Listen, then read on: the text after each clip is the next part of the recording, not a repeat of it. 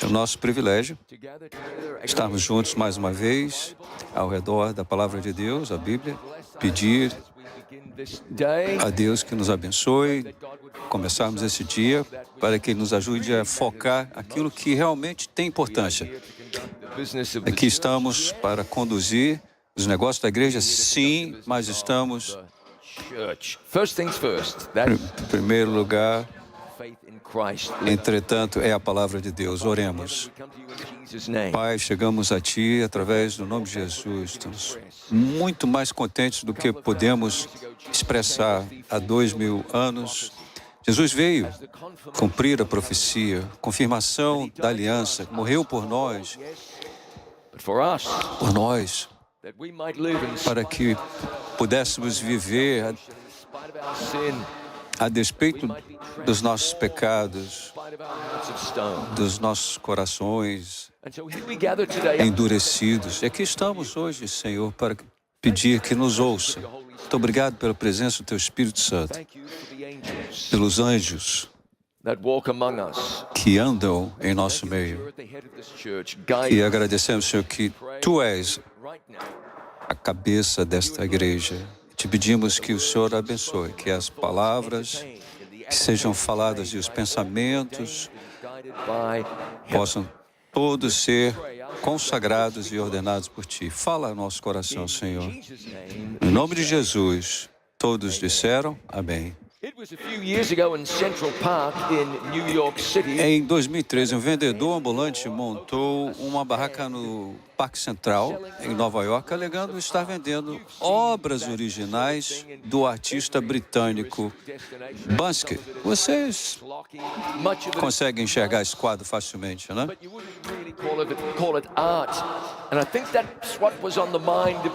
Então, o que estava na cabeça do povo naquele dia não era arte, né? Mas, embora Banksy, de Bristol, no oeste da Inglaterra, seja um fenômeno de arte contemporânea, os quadros estavam sendo vendidos por um valor muito baixo, por $60. Obviamente, um preço ridiculamente baixo para obras que poderiam valer dezenas de milhares. Isso é uma piada. Imagina a cena, famoso artista Banksy, por $60. Então, as pessoas pensaram assim, isso é fake, isso não é verdade. Então,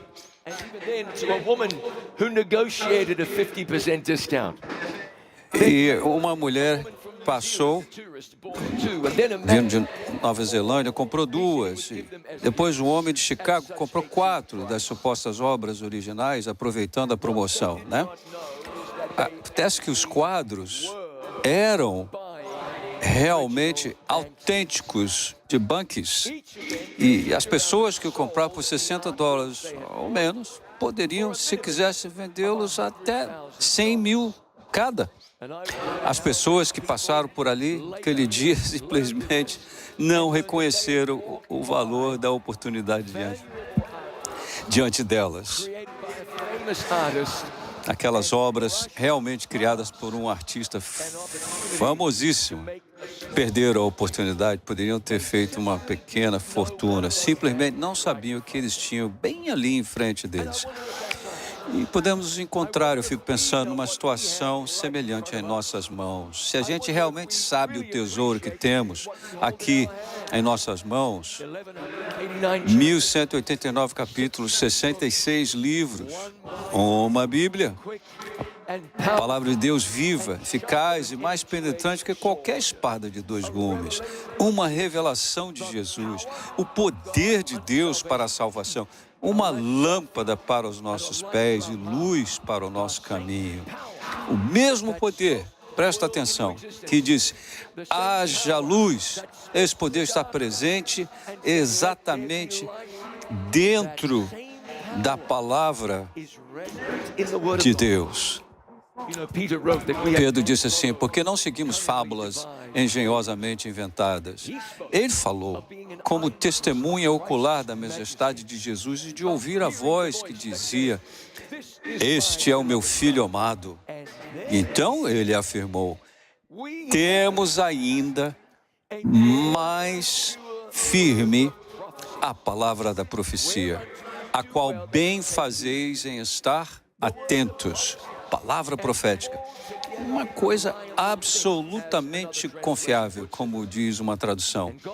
Deus, meus queridos, nos concedeu grande luz ao nos abençoar com a profecia e com uma compreensão notável das profecias da Bíblia. Foi essa compreensão profética que capacitou o movimento adventista e o transformou em uma força dinâmica. Jesus foi o cumprimento da profecia. Não podemos negligenciar a palavra profética, queridos. O tempo apenas tornou a profecia mais relevante, não menos. Ela fornece ao mundo respostas claras para as suas dúvidas. Há muitas coisas que talvez nós, adventistas, sétimo dia, tomamos como garantidas. Babilônia, Medopérsia, Grécia, Roma. Roma se divide, o surgimento do chifre pequeno.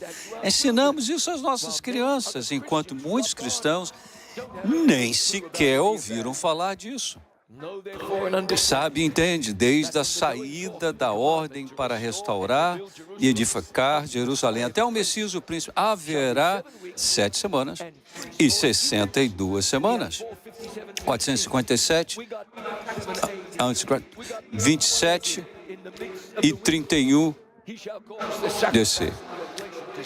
Na metade da semana fará cessar o sacrifício e a oferta de manjares. Depois, 34 depois de Cristo, e o Evangelho aos gentios. Então, 1844, quando Jesus entrou no lugar santíssimo do santuário celestial. Temos ideia do que possuímos, queridos?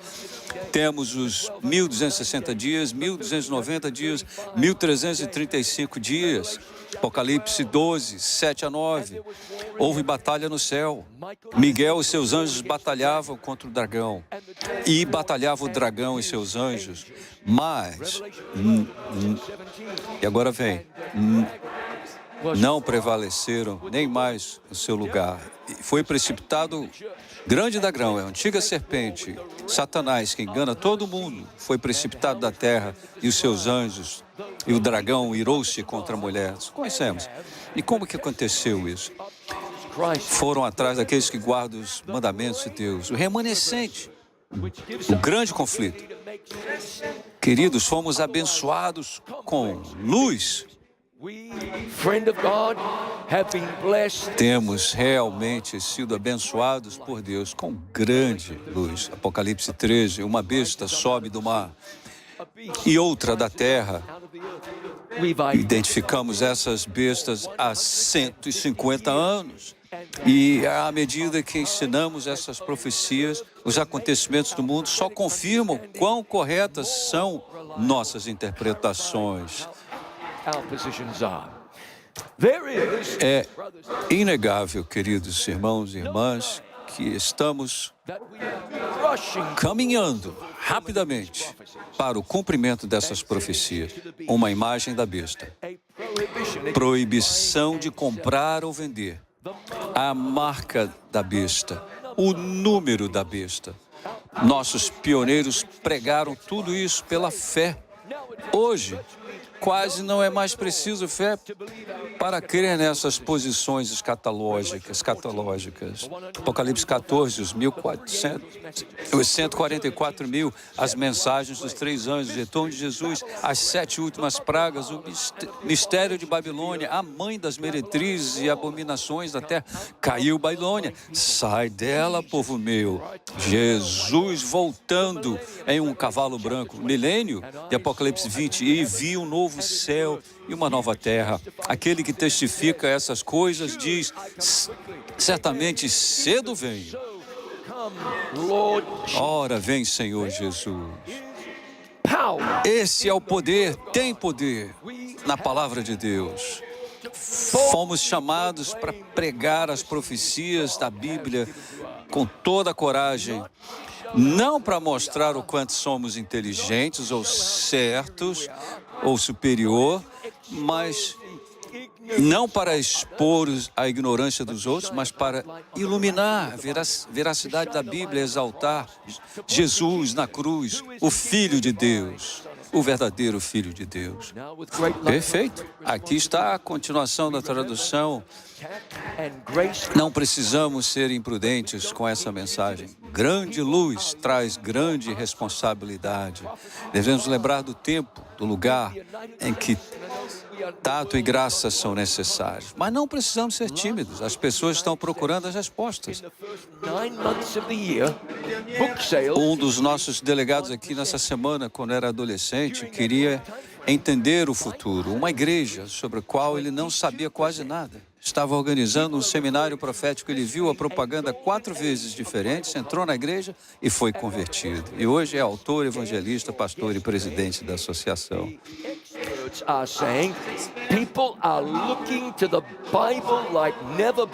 Esta é a mensagem para esse tempo. Não vamos sugerir que Deus nos deu a mensagem errada.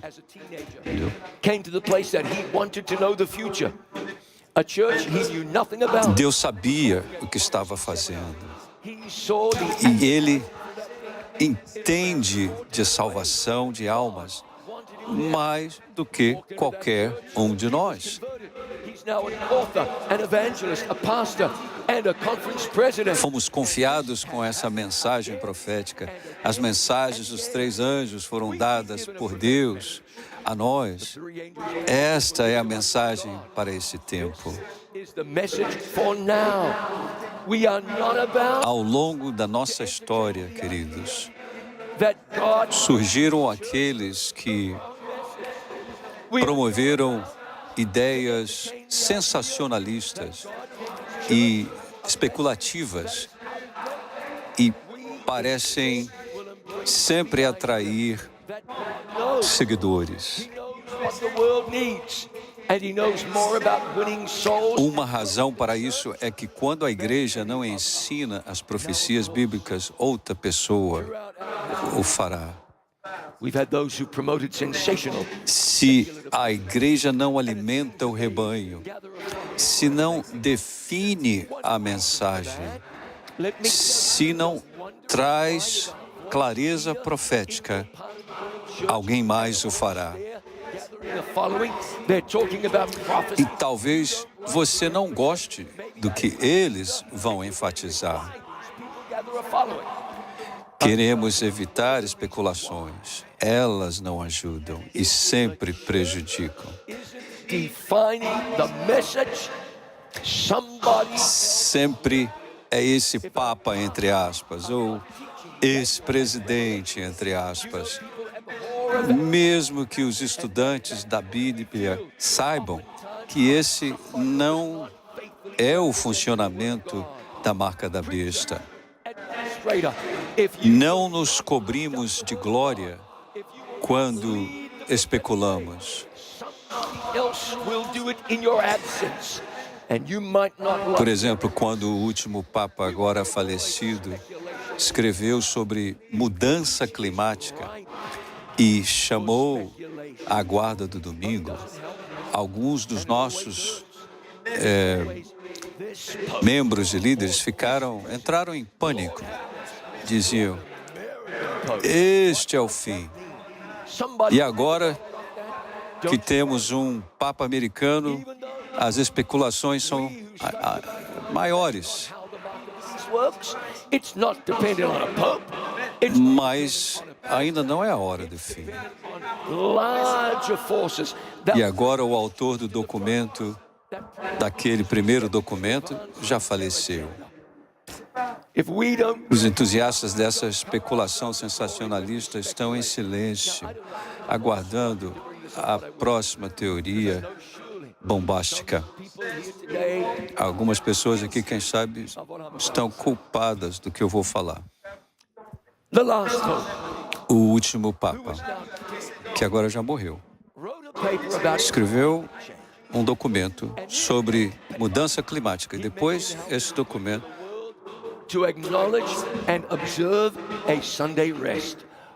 aí muita gente começou a ligar isso com a guarda do domingo. Explosões de mentes por todo canto da igreja. Agora sim, a mudança climática vai abrir o caminho para a marca da besta. E aquele Papa morreu e aquele escrito dele está esquecido. Tem gente que está conosco que quebraram a cara. Eles vão ficar esperando aí pela próxima ideia sensacionalista. Os queridos, não é assim que a gente deve fazer. Temos que ter responsabilidade ao proclamarmos a palavra de Deus. Só porque é sensacionalista e você pode conseguir um bom bocado de seguidores, não quer dizer que a gente deve fazer. Mas não muda o fato que Apocalipse 13 nos mostra que a adoração será grande, o grande tema no fim dos tempos. O sábado bíblico será rejeitado e um sábado falso será exaltado. Sabemos que a observância do domingo será imposta ao mundo. Há 6 anos. As pessoas ficavam pensando, como pode uma questão singular, despretensiosa, aparecer no cenário mundial e arrebatar o mundo inteiro? Lembra? A pandemia, globalmente. E não precisamos mais de provas de como as coisas podem se tornar globais rapidamente, como a sociedade está disposta a exigir conformidade. E é nesse contexto que o Apocalipse diz: eu vi outro anjo voando pelo meio do céu. Tinha o evangelho eterno para pregar aos que habitam sobre a terra, e toda nação, e tribo, e língua, e povo, dizendo com grande voz: temei a Deus e dai-lhe glória, porque é chegada a hora do seu juízo, e adorai aquele que fez o céu, e a terra, e o mar, e as fontes das águas. A mensagem dos 3 anjos. A gente podia abandonar tudo, mas estaríamos abandonando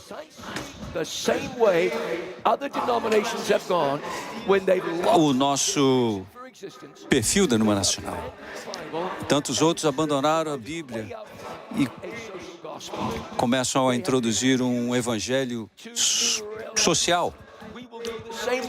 Não devemos cair nessa vala. Temei a Deus e dai-lhe glória. Comprometimento com Deus.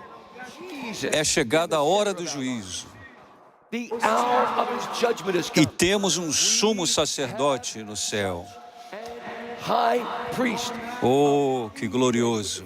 Um mediador entre o Pai, advogado. Você tem um amigo lá no céu.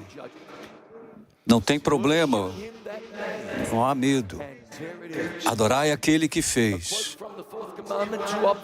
o sábado.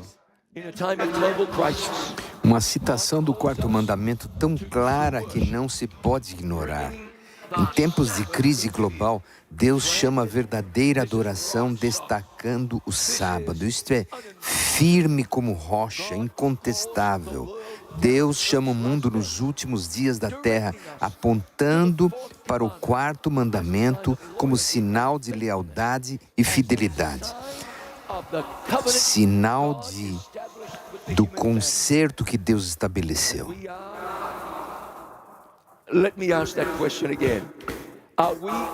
Será que compreendemos realmente o que temos no sábado? O sábado é um sinal de justiça pela fé. Domingo é um ser humano dizendo: Deus não pediu, mas eu vou fazer do mesmo jeito. É Caim oferecendo o fruto da terra como sacrifício. O sábado, claro que eu não estou falando com pessoas que não sabem, mas o sábado, por outro lado, é dizer: Senhor, se é da tua vontade, se eu sou a única pessoa fazendo isso, e as pessoas desaprovam, eu permito que a tua vontade se cumpra em minha vida. E é isso, se é isso que tu queres, eu me rendo. É Deus dizendo: permaneça firme. Eu estou prometendo a você que o rio se abrirá. É Deus dizendo: grite para as paredes de Jericó e eu vou derrubá-las. É Deus dizendo, fale para a rocha e a água virá. Lembre-se do sábado para mantê-lo santo. É a palavra de Deus. Não há razão intelectual para guardar o sábado. Dá para guardar qualquer dia, logicamente. Mas Jesus escreveu em pedra com seu dedo. A Bíblia diz que o sábado foi feito para o homem. Ele escreveu com o seu próprio dedo. E havendo Deus terminado no sétimo dia a sua obra, descansou no sétimo dia de toda a sua obra que tinha feito. E abençoou Deus o dia sétimo e o santificou, porque nele descansou de toda a sua obra, criara e fizera. Isto está no segundo capítulo da Bíblia. 33º versículo da Bíblia. Assim como as pessoas no Central Park não reconheceram o valor das obras de Banksy, muitos ignoram o sábado hoje. Esta obra-prima criada pelo próprio Deus, sem perceber o tesouro que ela representa. Que ele representa. E talvez nós também possamos fazer isso. O sábado está no centro da história da criação e também na história da redenção. Com Jesus descansando no sábado, mesmo após sua morte. Deus está dizendo, isto é para você. Cuide da sua família, tome tempo para estar na imagem de Deus. O sábado aponta para a dependência de Deus. O sábado declara nossa dependência de Deus, reconhece a sua soberania como Senhor sobre tudo. Nós servimos a um Deus poderoso. Deus nos diz, o sábado, o sétimo dia é o sábado do Senhor. Ele diz, se desviares o teu pé do sábado, de fazer a tua vontade no meu santo dia, e chamares o sábado deleitoso, e santo dia do Senhor, digno de honra, e o honrares, não seguindo os teus caminhos, nem pretendendo fazer a tua própria vontade, nem falando palavras vãs, e aqui está a promessa, então te deleitarás no Senhor, e te farei cavalgar sobre as alturas da terra. E te sustentarei com a herança de Jacó teu pai, porque a boca do Senhor o disse. Não é legalismo, é fé na palavra de Deus. O coração do céu, unindo-se ao coração da humanidade, a vontade humana se fundindo com a vontade de Deus. Com certeza, é o tempo de um reavivamento da observância do sábado entre o povo de Deus. Ellen White viu um tempo em que o povo de Deus sairia e proclamaria mais plenamente o sábado. É o povo de Deus, rendido a Cristo, que a vontade de Deus se manifesta mais plenamente em suas vidas. O sábado não é uma medida da nossa santidade, mas um meio pelo qual desfrutamos da santidade de Deus. Não é uma linha de separação entre salvos e perdidos. O sábado é o amor de Deus por nós, o nosso amor por Ele em resposta. O sábado é justificação pela fé. Não seja feita a minha vontade, mas a tua. Muitos já estiveram no Muro das Lamentações em Jerusalém e viram os judeus celebrando o sábado, dançando, sorrindo, orando, gritando, louvando. Claro, existe um nacionalismo ali. Mas quando lembramos que os judeus não conhecem o Messias, estão abraçando o sábado. E aí nós chegamos em nossas igrejas no sábado de manhã e dizemos, Deus abençoe, parecendo um cemitério do que uma casa de oração.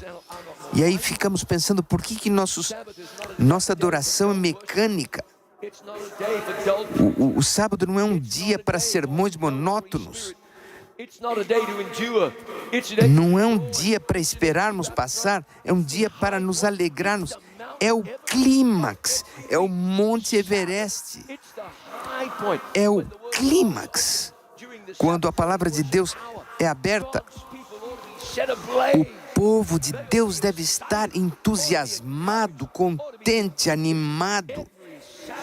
Cada sábado, pão chegava e era colocado no santuário. Cada semana, pão fresquinho deve ser servido no sábado. It's not really about the Sabbath, is it? Now, of course it is, but you're hearing to what I'm saying. You're hearing what I'm saying. Jesus said, if you love Jesus disse, se vocês me amam, guardam os meus mandamentos. A questão é, aqueles que amam a Deus vão manter o sábado aqui na terra e vão guardar o sábado na terra. Não quero que sejamos legalistas, mas o sábado é o tempo de Deus. É um tempo santo. Lembre-se que Deus disse para Moisés, tire as suas sandálias porque este é um lugar santo. Uma coisa que eu gosto na Bíblia, que não importa qual a cor da sua pele, quando você vem a Cristo, você se torna parte do povo de Deus. O sábado não é um dia de restaurantes, de comércio, não é um dia de concerto, não é um dia de televisão ou de esportes. É um dia para Deus. É um dia para virmos para a fé em Deus. É um tempo santo. E se apelarmos ao Senhor, que possamos estar perto do Senhor, Jesus vai encontrar você no sábado e você não será o mesmo. Lembre-se do sábado para mantê-lo santo.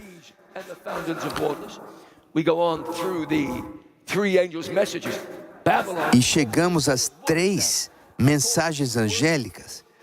Caiu a Babilônia. Se algum homem adorar a besta, vai beber da cólera de Deus. O ensinamento de Deus é a justificação pela fé. Como que nós concluímos então? Alguém vai estar tímido. Alguém vai dizer, pregador, a justificação é pela fé. Mas Deus esclareceu. Em Apocalipse 14:12, aqui está a paciência dos santos. Aqui estão os que guardam os mandamentos de Deus e a fé de Jesus. As mensagens dos 3 anjos se resume num verso. Fé na capacidade de Jesus de nos salvar amplamente, plenamente e totalmente. Esta é a fé de Jesus. Antes, adorai aquele que fez os céus e a terra. Eles que guardam os mandamentos de Jesus, os mandamentos de Deus e a fé de Jesus. O homem não viverá por pão somente, mas por cada palavra vinda da boca de Deus. Nós aceitamos pela fé. Deus não vai mudar a palavra para se adaptar a nós, mas vai nos transformar para nos trazer a palavra e a sua vontade. Nós vivemos por fé. E o que é a fé? Fé é confiar que a palavra de Deus vai cumprir o que diz, porque diz que Deus fará. Um centurião foi apresentado. Esse centurião tem feito tanto por nós. O Senhor realmente devia curar o servo dele. Eu vou à sua casa. Eu não sou digno, disse ele. Eu sou um homem com autoridade. Eu acredito que se o Senhor falar somente, e o meu servo será curado.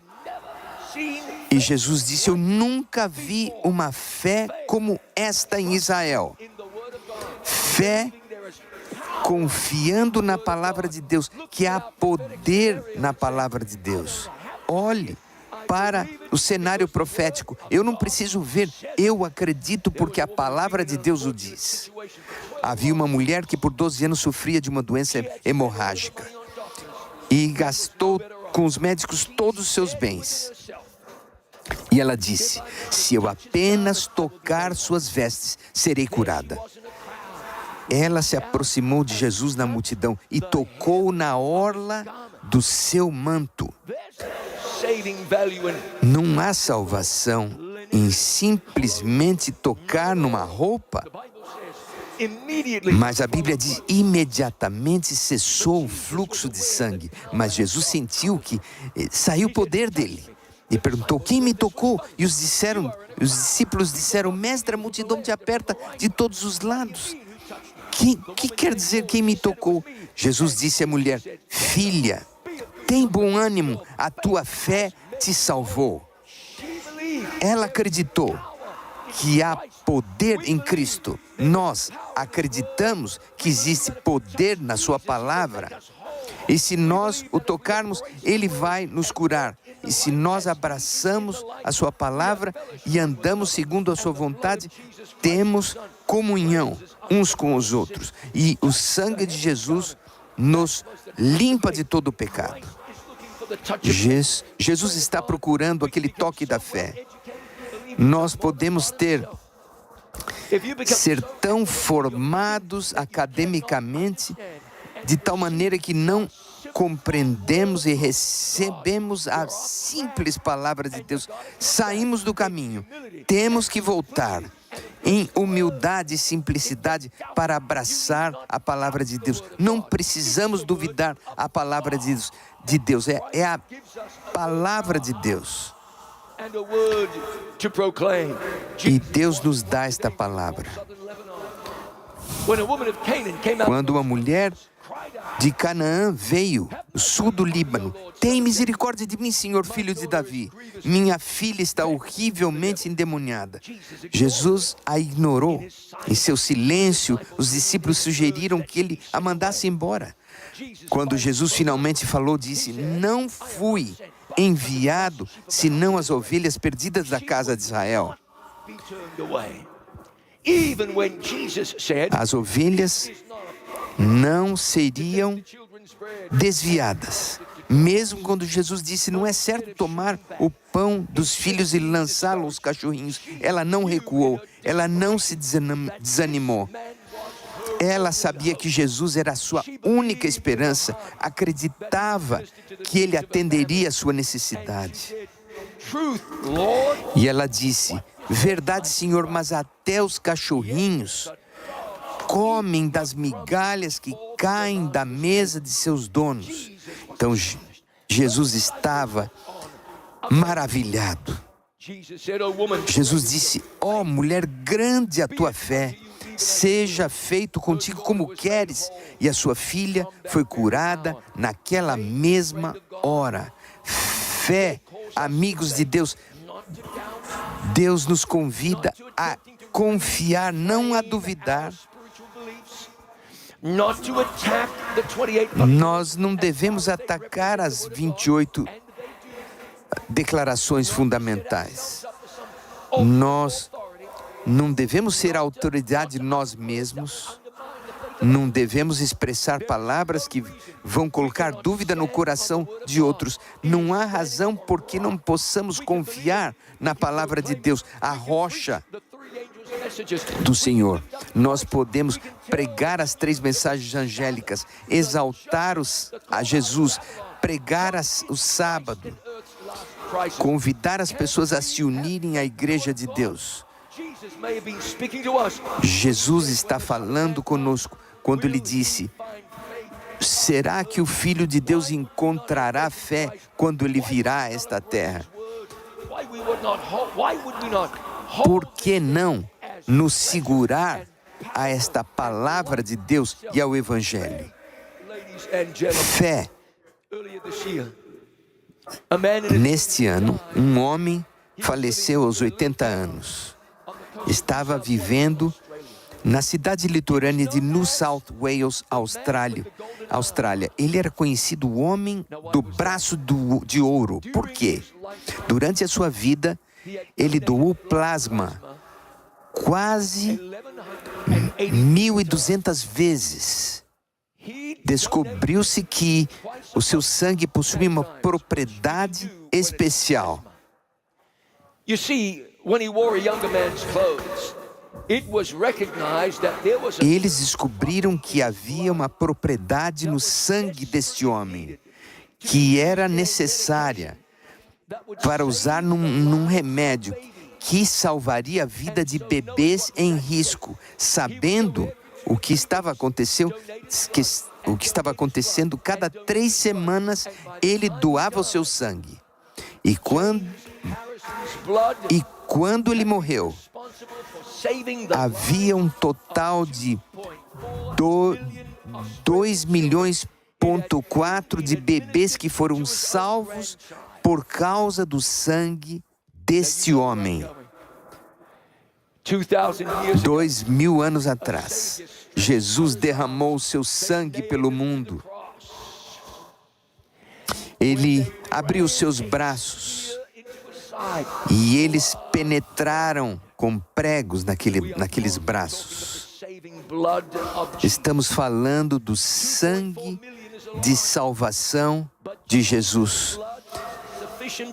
O sangue de Jesus é suficiente para salvar a todos, centenas, milhares, milhões e bilhões de pessoas, porque há poder no sangue de Jesus derramado na cruz. Podemos crer nesta realidade. Vamos proclamar esta realidade. E vamos olhar para Jesus pela fé, sabendo que o seu sangue nos salva e a todos que vêm a Ele. Hoje devemos ser tocados pelo sangue de Jesus, entregues a Jesus, reclamando o poder de Jesus em nossa vida. Que o Senhor Jesus volte em breve e olhamos para aquele dia quando diremos: nós não somos salvos por obras, mas pela graça do Senhor. Devemos orar a oração da fé para Pai que estás nos céus. Vimos ao Senhor, a Jesus, pela fé e escolhemos vir a Ele. Te agradecemos pela história da criação. Cremos pela fé. Te agradecemos pela história da redenção e cremos. Te agradecemos pela mensagem que o Senhor nos deu como povo e cremos. E vamos proclamá-la pela fé. E agradecemos-te pelo sangue. Davi disse: o que é o homem? O que são as pessoas que o Senhor se importa com ele, com as pessoas? Limpa-nos com teu sangue. Se esta é a tua oração, levante a sua mão. Que o Senhor nos lave no seu sangue. Faz a nossa fé crescer, torna esta fé forte no Salvador Jesus Cristo. Nós oramos pela fé em Jesus. Amém.